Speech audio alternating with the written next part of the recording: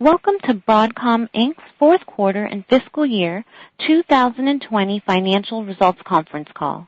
At this time, for opening remarks and introductions, I would like to turn the call over to Beatrice Rosado, Director of Investor Relations for Broadcom Inc. Please go ahead, ma'am. Thank you, operator, and good afternoon, everyone. Joining me on today's call are Hock Tan, President and CEO, as well as the senior leadership team as announced this afternoon, including Tom Krause, President, Infrastructure Software Group, Charlie Kawwas, Chief Operating Officer, and Kirsten Spears, Chief Financial Officer. Broadcom also distributed a press release and financial tables after the market closed, describing our financial performance for the fourth quarter and fiscal year 2020. If you did not receive a copy, you may obtain the information from the Investors section of Broadcom's website at broadcom.com. This conference call is being webcast live, and a recording will be available via telephone playback for 1 week. It will also be archived in the Investors section of our website at broadcom.com. During the prepared comments, Hock, Kirsten, and Tom will be providing details of our fourth quarter and fiscal year 2020 results, guidance for our first quarter, as well as commentary regarding the business environment. We'll take questions after the end of our prepared comments. Please refer to our press release today and our filings with the SEC for information on the specific risk factors that could cause our actual results to differ materially from the forward-looking statements made on this call. In addition to U.S. GAAP reporting, Broadcom reports certain financial measures on a non-GAAP basis. A reconciliation between GAAP and non-GAAP measures is included in the tables attached to today's press release. Comments made during today's call will primarily refer to our non-GAAP financial results. And with that, I'll turn the call over to Hock. Thank you, B.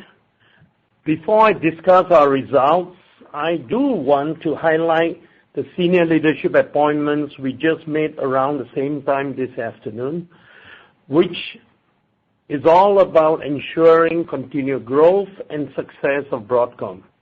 But first and foremost, as you see here, I'm not going anywhere. I'm as committed and engaged as ever.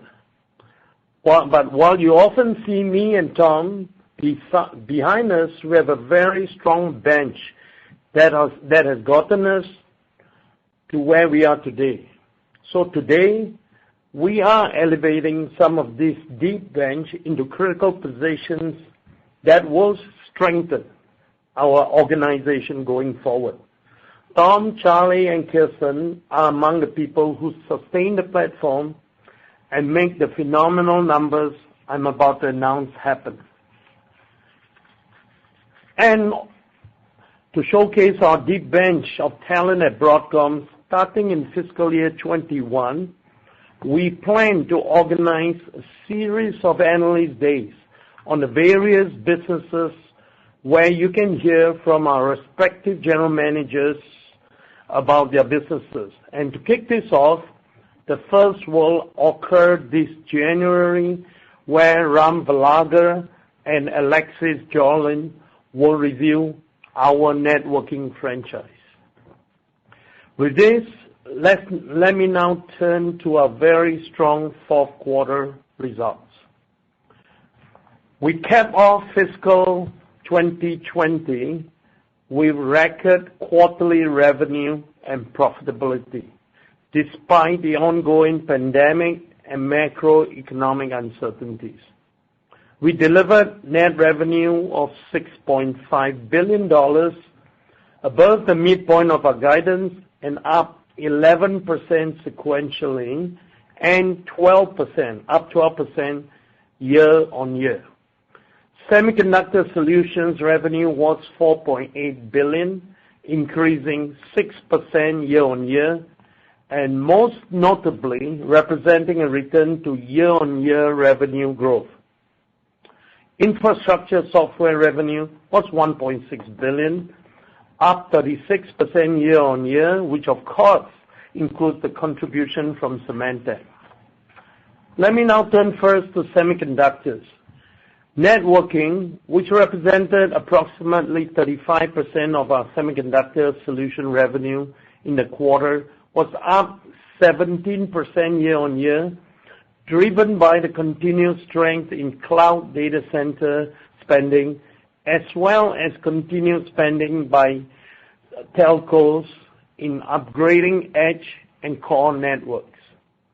Moving on to Q1, we expect this trend of double-digit percentage year-on-year revenue growth to continue, even as we expect enterprise campus spending to continue to soften.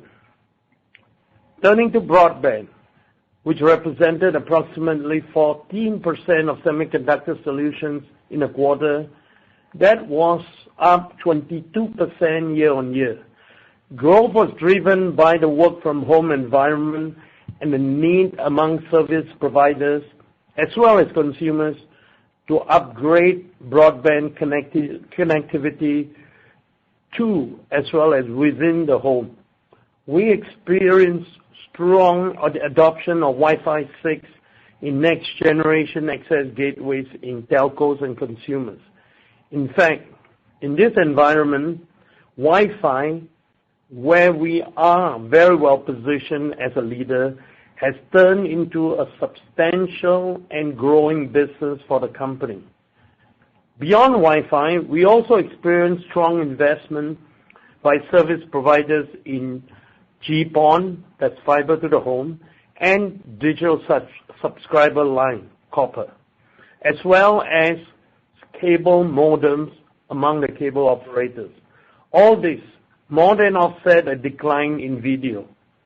We expect low to mid-teens percentage year-on-year growth, revenue growth in broadband for Q1 as demand continues to remain strong.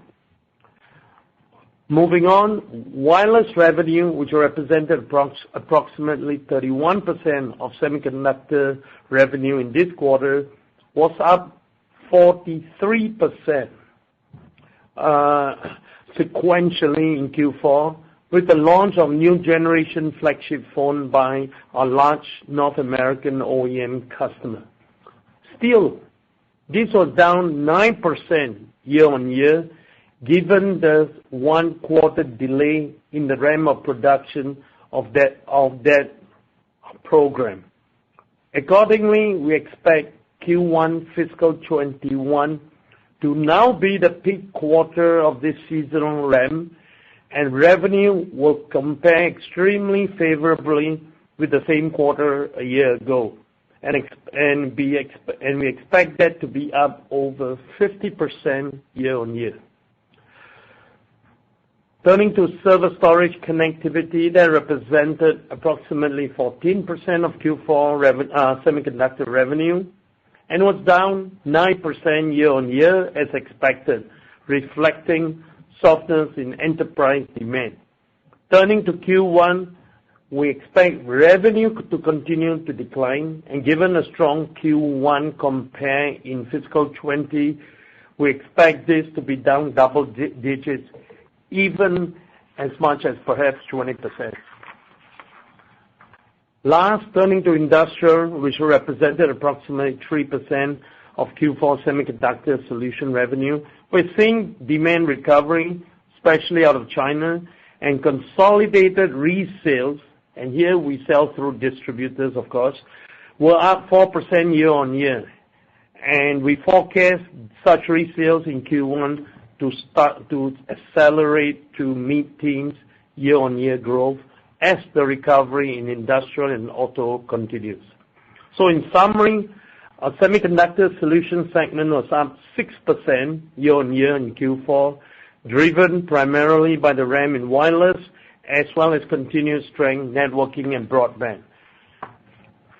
Forecasting Q1, we expect this RAM in wireless to peak, while broadband and networking demand to remain strong. This will drive revenue in the semiconductor segment to increase in Q1 by high teens percentage year-on-year. Turning to software, Let me reiterate our business model here. We focus, as we have said many times, only on the largest enterprise customers and seek to increase the adoption of the software products through a hybrid model, about 90% of which are recurring subscription revenue. We'll step up investment in R&D, focus on just these core customers. And we are able to do that by spending much less on our go-to-market outside of our large core enterprise customers. Unlike, obviously, the other software companies who are chasing every last dollar of revenue, no matter how much it costs. So let me tell you, with 2 years of CA under our belt, let me tell you how we have done. Revenue-wise, after 2 years integrating CA onto our platform, Q4 20, revenue was up 5% year-on-year. For Symantec, if you exclude services and hardware, Q4 product revenue of $380 million was up 10% from Q1 fiscal 20, which was obviously our first quarter after acquisition.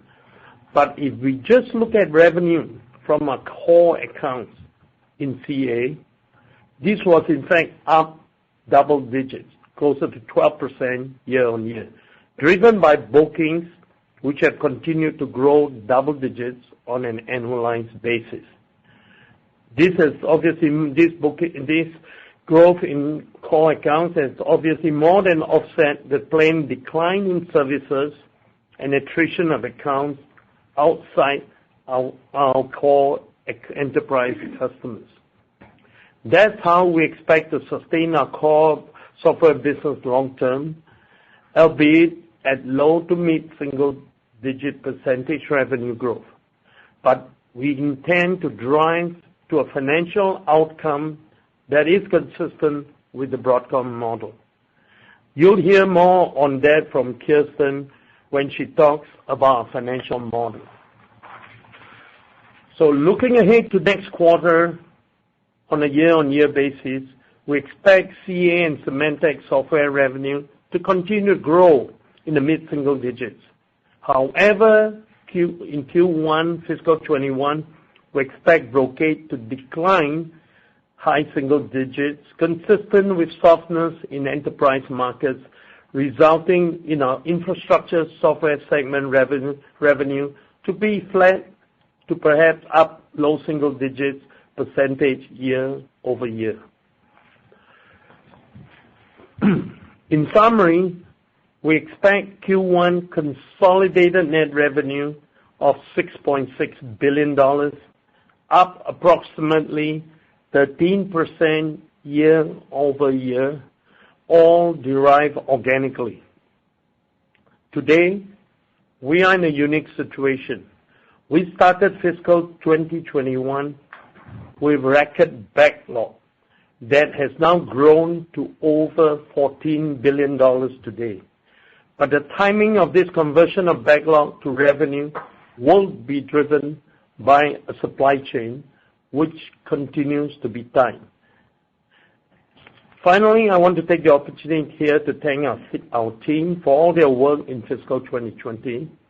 This has undoubtedly been a challenging year, and through it all of our employees have demonstrated unwavering focus and resilience. Because of their hard work, our mission-critical technologies have never been more relevant than they are today. And with that, let me turn you over to Kirsten. Thank you, Hock.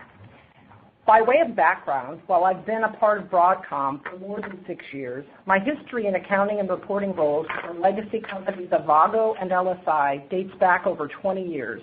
I'm proud of the strong finance organization that Broadcom has built, and I look forward to working together. I know Hock just gave you the details on revenue, which I'll recap before moving down the P&L to discuss our fourth quarter performance, which clearly demonstrates our strong foundation for future growth. Consolidated net revenue for the fourth quarter was $6.5 billion, a 12% increase from a year ago. Semiconductor Solutions revenue was $4.8 billion and represented 75% of our total revenue this quarter. This was up 6% year-on-year. Revenue for the Infrastructure Software segment was $1.6 billion and represented 25% of revenue. This was up 36% year-on-year given the inclusion of Symantec. Continuing down the P&L, gross margins were 74% of revenue in the quarter, up approximately 370 basis points year-on-year. The expansion in gross margin year-on-year was driven by favorable product mix in semiconductors and a higher percentage of software revenue. Operating expenses were $1.1 billion, up 10% year-on-year, due primarily to the addition of Symantec. Operating income from continuing operations was $3.6 billion and represented 56% of revenue. Operating margins were up approximately 400 basis points year-on-year. Adjusted EBITDA was $3.8 billion and represented 59% of revenue. This figure excludes $139 million of depreciation. Gross margins for our Semiconductor Solutions segment were approximately 68% in Q4, up 320 basis points year-over-year, driven by an improved product mix. This mix included more networking products and less wireless. As you know, wireless carries around 10 points less margin on product profitability than the rest of our semiconductor portfolio. Operating expenses were $777 million in Q4, or 16% of Semiconductor Solutions revenue, compared to $727 million in the prior year period, as we continue to invest in our business. R&D costs as a percentage of revenue for Q4 was approximately 14%, and SG&A as a percentage of revenue was 2%. Operating margins for our Semiconductor Solutions segment were 52% in Q4, up 290 basis points year-on-year. All told, in Semiconductor Solutions, revenue was up 6% and operating profit grew 12%. Gross margins for our Infrastructure Software segment were 90% in Q4, up 130 basis points year-over-year. Cost of revenue primarily includes costs of product support, hosting for our SaaS products, professional services, and hardware.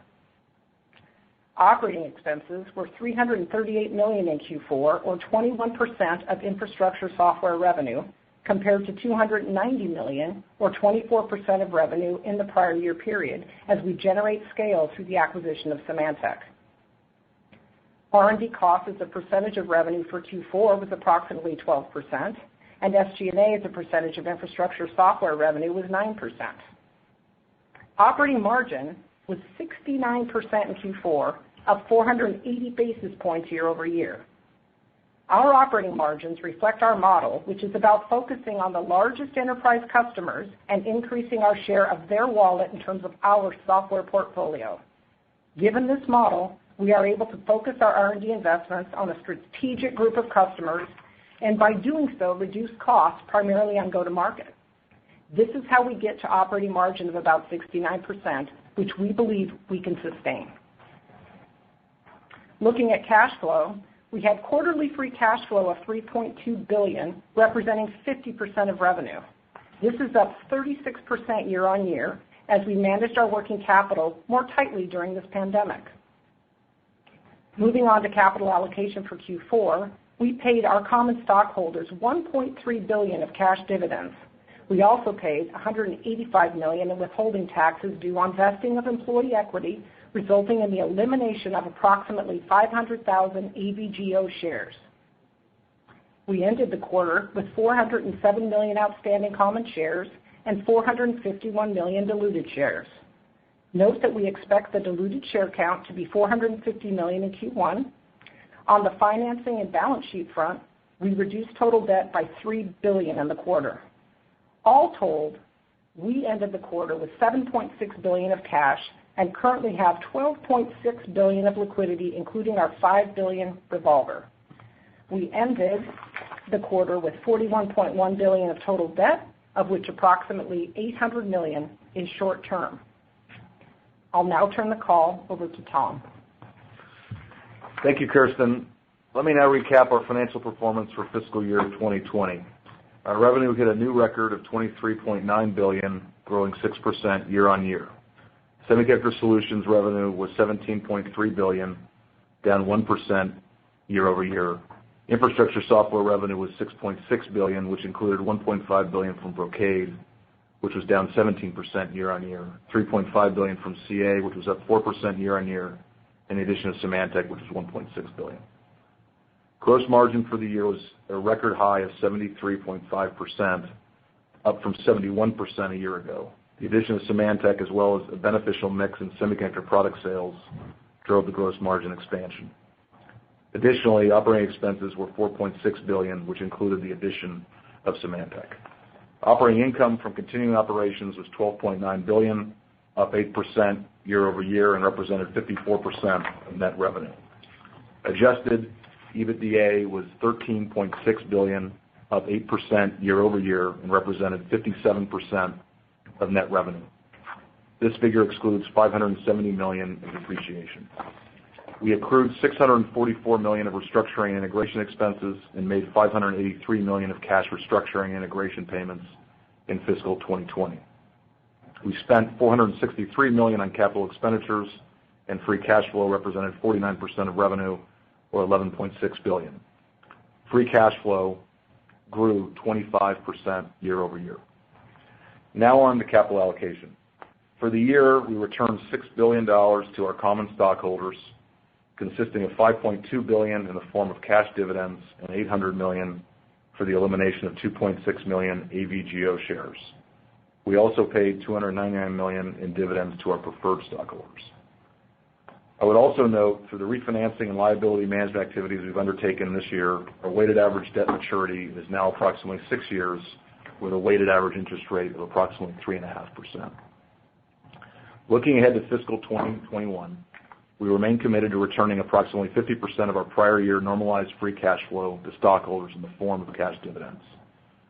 With that, on the dividend, based on approximately $12 billion of free cash flow in fiscal year 2020, we are increasing our target quarterly common stock cash dividend starting this quarter to $3.60 per share. This constitutes an increase of 11% and assumes a basic outstanding share count of 413 million shares at the end of fiscal 2021. We plan to maintain this dividend payout throughout this year, subject to quarterly board approval. Consistent with our capital allocation policy, we will reassess the dividend this time next year based on our fiscal 21 free cash flow results. With that, I'll turn the call back over to Bea. Thank you, Tom. At this time, we'll open the call for questions. We have Hock, Tom, Kirsten, and Charlie available to answer any questions. So, operator, please go ahead and kick us off. Thank you so much. Ladies and gentlemen, to ask a question, you will need to press star 1 on your telephone. We ask that you please limit yourself to one question. Please stand by while we compile the Q&A roster. Our first question will come from Craig Hettenbach with Morgan Stanley. Please go ahead. Yes, thank you. Question for Hock. I think on the call a year ago, you talked about an increase in R&D investment in those areas in cloud, photonics, I think wireless infrastructure. So just wanted to get an update on how that's progressing and the visibility into kind of revenue from that R&D investment. Okay, that's a very good question. And the investment, the cadence of the investment we're doing continues in areas that we see as very strategic in various businesses. And you've seen some of that coming out as we continue to do so. For instance, last week we announced the introduction and introduction availability of our 800 gig platform for switching, routing, and the connects and the basic PHYs, retimers, and all that goes hand in hand with it. It's all about launching an 800 gig platform, and that comes in the form of our new product, Tomahawk 4. And it's pretty interesting that we're launching it now because our previous generation, which is at 400 gig platform, Tomahawk 3, which we introduced over a year ago, close to a year and a half ago, is just starting to ramp with any in terms of into a larger market, and we are already launching an 800 gig. So the speed, the regularity, and the speed at which we are pushing these products is definitely something we intend to keep. Where we're coming out with a newer generation, that is probably 2x throughput capacity, and a regularity of 18 months to 2 years on a consistent basis, because that's what our hypercloud customers want. And it makes sense because we need to scale up data centers as CPUs start to hit the limitations of Moore's law. Now, that's one example. As part of that, as we indicated a year ago, we're stepping our investment in areas of silicon photonics, basically to enable interconnects at very high throughput, at very high bandwidth. And that's been going very, very well. It's a multi-year investment. And as we indicated from the last time we talked about it, we're now only on the second year. But we expect to have something that will make sense, and that will be out to the marketplace within a generation or two of our platforms in switching and routing. And that's on that aspect of it. In terms of further investment, we have step up investment, as I indicated in my report, on Wi-Fi, on connectivity of basically 802.11ax now. And we launched that platform 2 years ago, and very successful. And we're already working on we have invested a lot on the next generation Wi-Fi 7 successor to this Wi-Fi 6. In between, we're putting out 6 gigahertz Wi-Fi. That's Wi-Fi 6E, which is the spectral bandwidth recently was approved by the FCC not that long ago. And we already have our first product certified by the FCC recently. We're the first out there. So we intend to be in the lead, for instance, in this wireless connectivity, which, by the way, today, as I indicated, represents a very substantial and growing part of our business. And it's a testimonial to the level of investment and success we've gotten in this area. And so these are some of the things that we have, and most of this investment are multi-year, but you do start to see some of the products, some of the launches, some of the revenue starting to come in with this level of investments we are making in here. Thank you. Our next question will come from Vivek Arya with Bank of America Securities. Please go ahead. Thanks for taking my question, and good luck to Tom and Kirsten and Charlie in your new roles. Hock, the question is for you on supply constraints that several of your peers in semiconductors have mentioned, whether it's in substrates or wafers or foundry capacity. I'm curious, where does Broadcom stand on this? Is supply a factor in your reported results or your Q1 outlook, or something that you think can constrain the growth in fiscal 21? Just what steps are you taking to make sure it doesn't constrain growth? And also, on the other side, make sure customers are not double ordering because of all these supply issues. Thank you. Well, interesting question. We reported on this supply constraint at least 3 months ago when we did our earnings call. In fact, probably even earlier than that. We have seen, probably even 2 quarters ago, we have seen that supply constraint. And we were one of the first to report on it. And that supply constraint continues from when we first touched on that 6 months ago. And it's in some area, it just seems to revolve in different specific areas. where it is. We talk about wafers then. Since then, people, as you correctly pointed out, and we hear here in the news, substrate is a consideration. And believe me, beyond that, wire bonding is even a possible constraint, depending on whether more and more automotive legacy products come in. So we operate in an environment, and I mentioned in my remarks, that is fairly unique. Here we are in the middle of a pandemic. Here we are where there are winners and losers, even in the product lines, even in the industry we're in, where there are some businesses where demand is just booming, and we touch on that in networking, in broadband, and some areas, particularly in enterprise, where they're not so strong. But what we also see is a capacity from our supply chain that is tight. That's way to do it.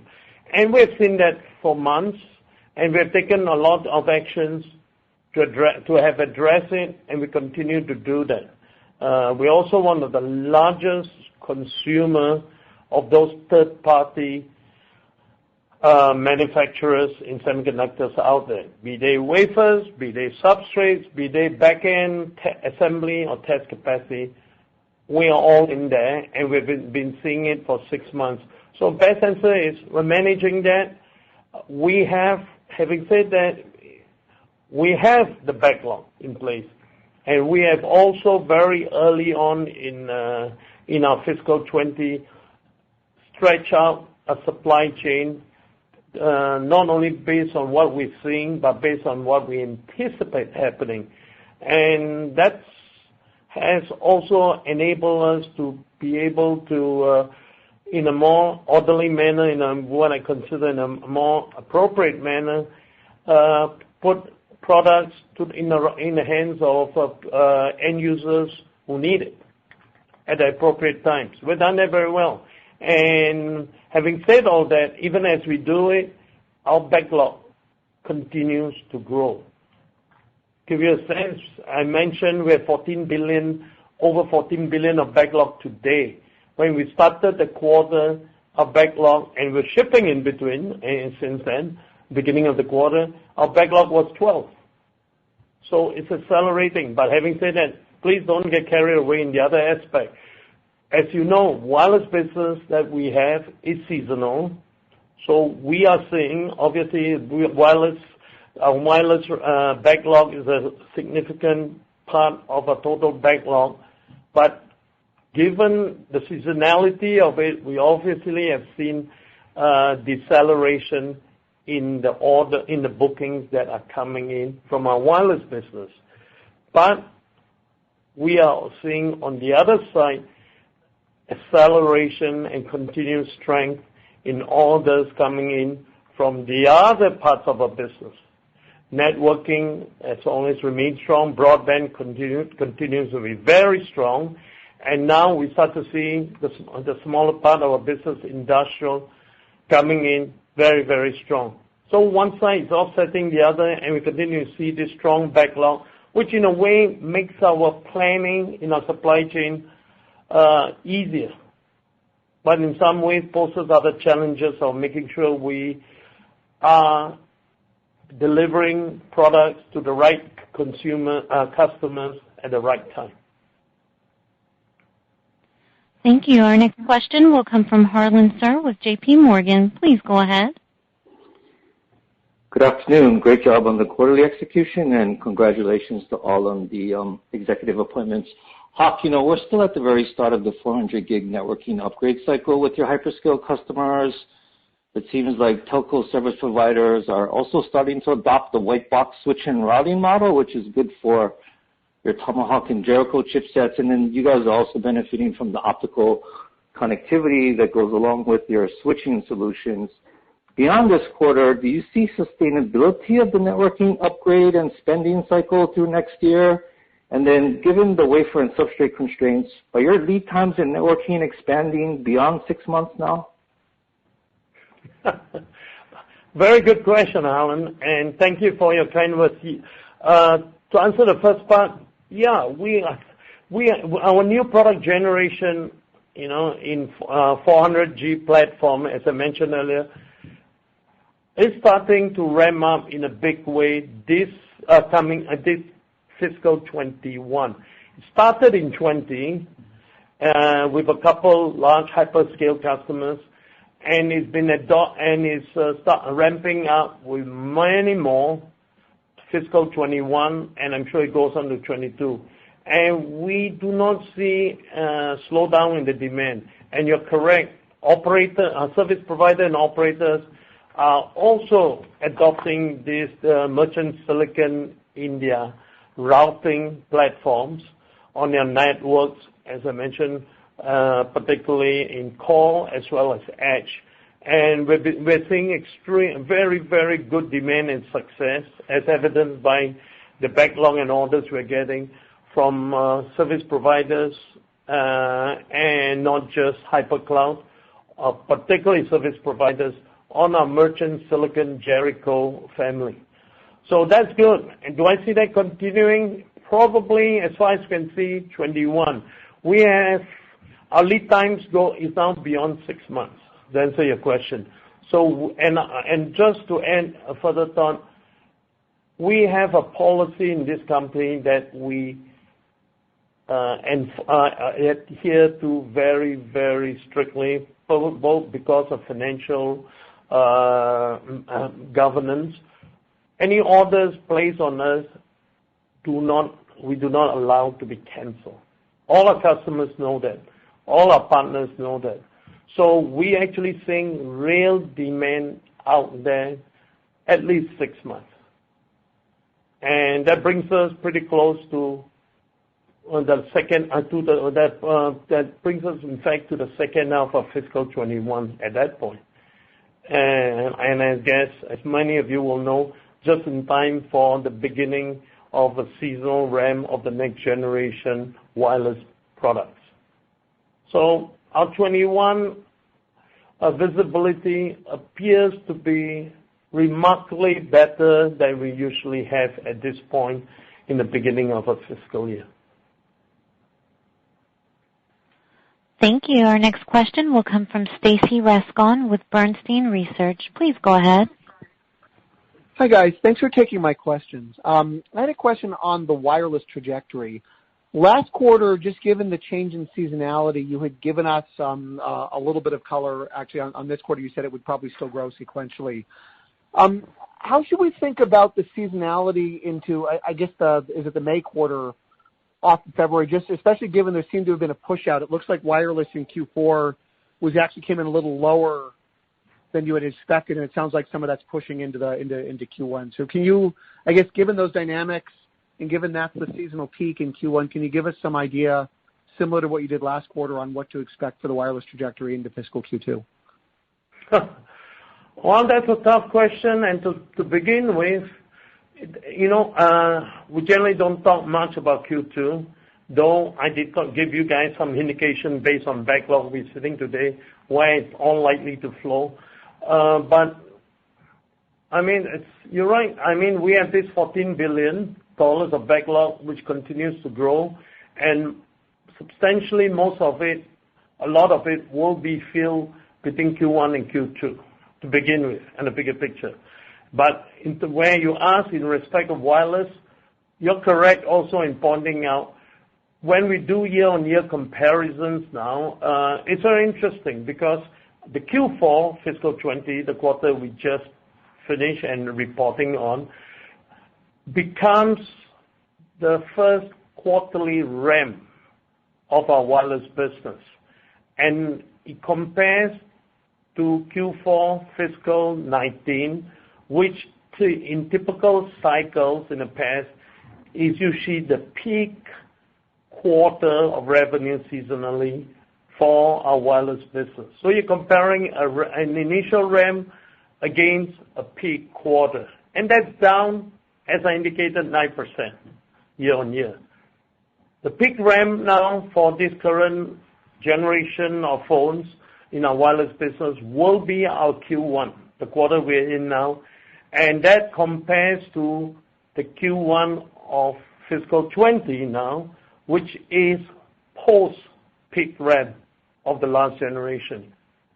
And which is why I also indicated we're likely to see around a 50% year-on-year step up in our wireless revenue. Now we go on to Q2, and I think people probably things get back to more normalcy, and as always, expect wireless to demonstrate a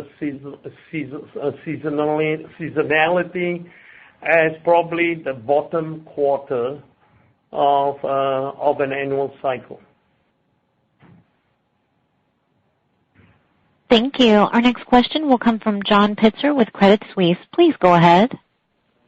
Yeah, good afternoon, Hock. Glad to see that you're sticking around. I guess I want to ask some of the questions around the management change and specifically Tom's new position. I'm just kind of curious, what that might mean for the software infrastructure business longer term and whether or not there's any sort of plans to potentially actually spin that business out. And I ask the question because clearly when you look at the core IP you have in your silicon business around I/O, around acceleration and how important those IP blocks are, when you look at the sum of the part valuation of overall Broadcom, it just looks dirt cheap. You've doubled the operating margins in the software businesses since you acquired those companies, and you've got great franchises in silicon, and yet you're trading at a big discount. Is there a belief that perhaps the best way to get value longer term for these businesses might be a spin?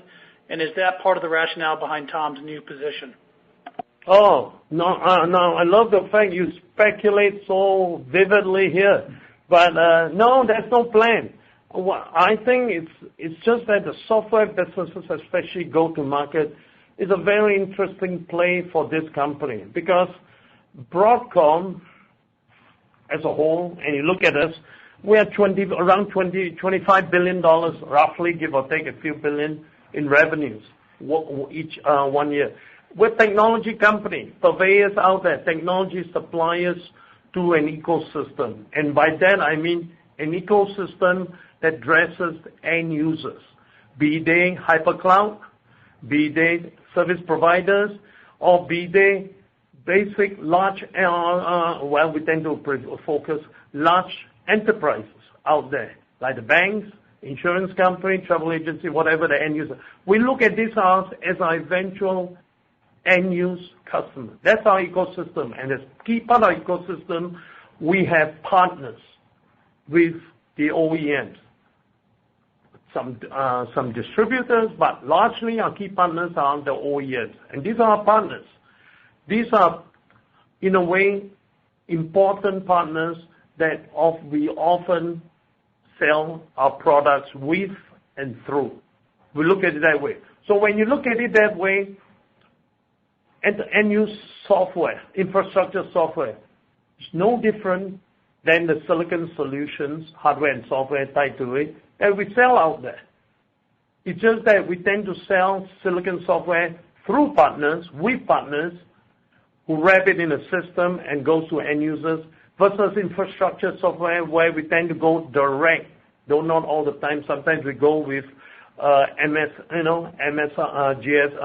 service providers like IBM GTS or DXC that sells it through. But ultimately it goes to end users who uses our software. And we look at an ecosystem that way, it makes total logical sense that we have a unified platform that does everything across. Because at the end of the day, we are still fulfilling to the same end users, whether they're semiconductor hardware solutions with software developers kit, SDK, or other operating system, or straight infrastructure software, some with appliances too, I could add. And so that is, to us, long term, it's very logical they stay together. Thank you. Our next question will come from Ross Seymour with Deutsche Bank. Please go ahead. Hi, thanks for letting me ask a question, and congrats to all the senior appointments. I guess this one could be for Hock, Tom, or Kirsten. I want to talk about the capital allocation side. Versus a year ago, you've delevered the balance sheet, pushed out the maturities, locked in some good rates. So there doesn't seem to be an issue there. You're comfortable enough to raise your dividend significantly. So I wanted to hear what your thoughts are, especially given the pandemics and what's going on with the backlog being as large as it is. As far as how are you thinking about the other half of your capital? Any sort of update given the environment, or is it as simple as you're just going to focus on either giving it back with shareholder returns via buybacks or do a deal? Yeah, hey Ross, it's Tom. I'll take that one. I think it's very much back to business as usual. I think obviously 2020 we got into the crisis mode earlier in the year. I think we focused a lot on pushing out maturities. We padded the balance sheet from a liquidity standpoint, which we continue to do. And the markets were very favorable and we were able to do all that. I think obviously business also came back and performed quite well. And as Hawk's talked about, we've got a decent amount of visibility in the first half, and we'll see what happens in the second half. But it seems like the year is set up for a reasonable amount of success. And so I think with that in mind, we're comfortable with our investment grade credit rating. We have delevered. We paid down $3 billion of debt in Q4. We're upping the dividend, as you mentioned, and sticking to the policy of giving back about 50% of the free cash flow. So that's going to leave us with some excess cash. And we always look at it as, what are the right relative returns, and what's best for shareholders. And that usually means buying back stock or doing M&A. And I think we'll certainly look at doing both. We're biased toward acquisitions historically, and I think we'll continue to be so as long as we can find the right targets and generate the right returns consistent with our business model. So I'd really say business as usual, Ross. Thank you. Our next question will come from Timothy Arcuri with UBS. Please go ahead. Hi. I guess I wanted to follow on John's question. So, in addition to the, management changes, you're pretty much giving us a full segment P&L, which you've never done before. So I guess the question is, why now? Is there some investor feedback on maybe that the segmentation will drive a better multiple? I mean, for sure the stock is very inexpensive, and it seems like some of the parts would be a better way to value it. But is there some feedback that's, giving you driving you to sort of break out a, segment P&L? Thanks. Tim, you answered your own question perfectly. Yes. We're doing it because we feel that we should give more disclosures, more specifics of our various businesses. As you noticed, in addition to giving full P&L, almost full P&L to the extent there is, because there's also some amount of allocation, but we try to be very representative of our two segments, semiconductors and infrastructure software. You'll notice that within it, especially in semiconductors, we give you a lot now more color and breakdown on what drives, which are the particular end market applications in semiconductors, and the behavior and the dynamics in each of those verticals. And something we understand we have been perhaps more lacking in the past, and which we try to remedy now by giving you guys much more details. And it's also in this particular environment, it is very, very important, I think, we give it, because I cannot say that all cylinders are firing like crazy. Because as we all know, they're not in this environment. We have some cylinder, and as we indicated very loudly, there are some areas where where it's performing very, very well. And it's performing very well, I should quickly hasten to add, not because we are super good in it, which we are, but we're also super good in the other areas that are not performing as well. Also, it's just the economy, it's the macroeconomy, the demand, and the unusual situation we're all in. And so we felt it is appropriate to give you guys more specifics, what's driving the overall revenue and what has changed. And because, as I also indicated in my last earnings call, when we began this year, we had a certain set of expectations which has dramatically changed now that we finished the year. I had expected semiconductor as an industry to recover from downturns of 2019, obviously. and that 2020 will be a slow, steady recovery, accelerating into the back end. What we didn't expect is, in actual numbers, it did recover, but not everything recovered. And it's in a sense, it's a response to the requirements, the situation of a pandemic and a work-from-home environment. And so we see those businesses that are doing superbly. And to really explain it, we felt we had to give you more disclosures, and which we are. And if we start giving you disclosure, it might go all the way and show you where even how the segment, the two broad segment P&L look like.